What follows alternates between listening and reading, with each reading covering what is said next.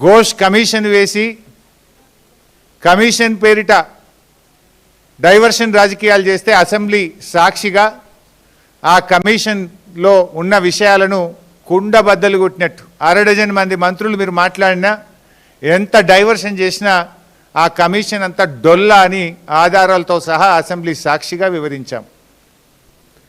నిన్న నీ బామ్మర్ది బొగ్గు కుంభకోణం బయట పెట్టంగానే సాయంత్రం మళ్ళొక సిట్ నోటీస్ పంపినావు. ఇది రాష్ట్ర ప్రజలు గమనిస్తున్నారు. రేవంత్ రెడ్డి పోలీసులను వెనక పెట్టుకొని పిరికి పందలాగా నాకు సిట్ నోటీసులు ఇచ్చుడు కాదు. ధైర్యం ఉంటే రాజకీయంగా ఎదుర్కో, కమాన్ మాట్లాడదాం, ఏడ కొట్లాడదామో కొట్లాడదాం. నీకు ధైర్యం ఉంటే 6 గ్యారెంటీల మీద మాట్లాడదాం, రైతు రుణమాఫీ మీద మాట్లాడదాం, బొగ్గు కుంభకోణం మీద మాట్లాడదాం, ఇండస్ట్రీస్ కుంభకోణం మీద మాట్లాడదాం, భూముల కుంభకోణం మీద మాట్లాడదాం, పవర్ కుంభకోణం మీద మాట్లాడదాం, ఏ కుంభకోణం మీద మాట్లాడదాం. నీ ప్రభుత్వం కుంభకోణాలకు నిలయంగా మారింది. నీ ప్రభుత్వం ఇవాళ మొత్తం ఎక్కడికక్కడ దోచుకొని తింటా ఉన్నారు. ప్రజలకు ఇచ్చిన గ్యారంటీలు గాలికి వదిలేసిండ్రు. అందిన కాడికి దండుపాలెం ముఠాలాగా దోచుకుంటా ఉన్నారు మీరు.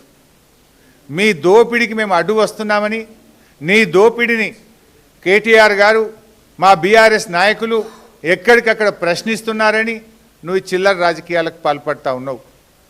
నువ్వు ఎన్ని కుట్రలు పన్నినా, నువ్వు ఎన్ని కేసులు పెట్టినా, నువ్వు ఎన్ని నోటీసులు ఇచ్చినా బీఆర్ఎస్ గొంతులు సింహంలాగా గర్జిస్తూనే ఉంటాయి. నిన్ను అడుగడుగునా తెలంగాణ ప్రజల పక్షాన ప్రశ్నిస్తూనే ఉంటాయి. ఎక్కడ కూడా వెనకడుగు వేసే ప్రశ్నే లేదు. నువ్వు రేపు ప్రజాకోర్టులో సమాధానాలు చెప్పాలి. రేపు ప్రజలు నిన్ను తప్పకుండా ఇప్పటికే నీ మంత్రులను నీ ఎమ్మెల్యేలను ఎక్కడ పోతే అక్కడ నిలదీస్తున్నారు ప్రజలు. పోలీసులను అడ్డం పెట్టుకొని పారిపోతున్నారు నీ మంత్రులు నీ ఎమ్మెల్యేలను ప్రజలు నిలదీస్తూ ఉన్నారు. రోడ్డు కడ్డం కారు కడ్డం నిలబడి పట్టుకొని అడుగుతూ ఉంటే పోలీసులను పెట్టుకొని పారిపోతూ ఉన్నారు. రేపు ప్రజలు తిరగబడే రోజులు కూడా దగ్గరలో ఉన్నాయి. నువ్వు సిట్టు లట్టు పొట్టు ఎన్నన్నా వేసుకో, ఏమన్నా చేసుకో, మాకు న్యాయస్థానాల మీద గౌరవం ఉంది. నువ్వు ఎక్కడికి పిలిచినా వస్తా, ఎన్నిసార్లు పిలిచినా వస్తా, నిజాయితీగా సమాధానాలు చెప్తాం. మేము భయపడం.